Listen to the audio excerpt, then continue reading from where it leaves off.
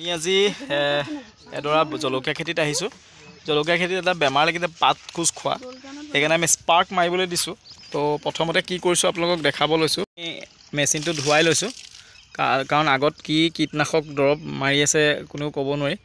তো ৰ'ব, এতিয়া আমি দৰৱটো মিলাম। দৰৱটো হেৰিতে বাল্টিঙতে মিলাই ল'ব লাগিব। বাল্টিঙতে আমি দৰৱটো মিলাই ল'ম গুলি পেলাই। তাৰপিছত বেমাৰটো আপোনালোকক দেখাই আছোঁ ৰ'ব। বেমাৰটো চাওক, পাত খোজ খাইছে। পাতটো কেনেকৈ খোজ খাইছে, সেই পাত খোজ খোৱা বেমাৰটো হৈছে। তো আমি এতিয়া ট্ৰাই কৰি চাম এইটো আমাৰ স্পাৰ্কটো। আমিতো জানোৱেই ভাল বুলি, তো এতিয়া চাম কিমান দিনত এইটো ভাল হৈ আহে। এতিয়া আমি সেই মজুৰাৰ পৰা স্পাৰ্কটো মৰা হৈছে, চাওক। আপুনি তাৰপিছত আহি চাম কেইদিনমানৰ পিছত, এসপ্তাহৰ পাছত আহি আমি চাম কেনেকুৱা হৈছে।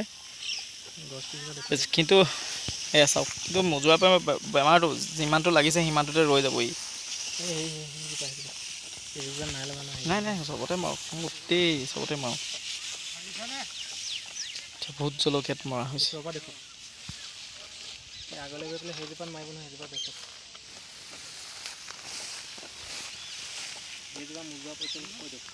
এইজোপা মোজোৰা পৰিছে, চাওক কিমান মোজোৰা পৰিছে।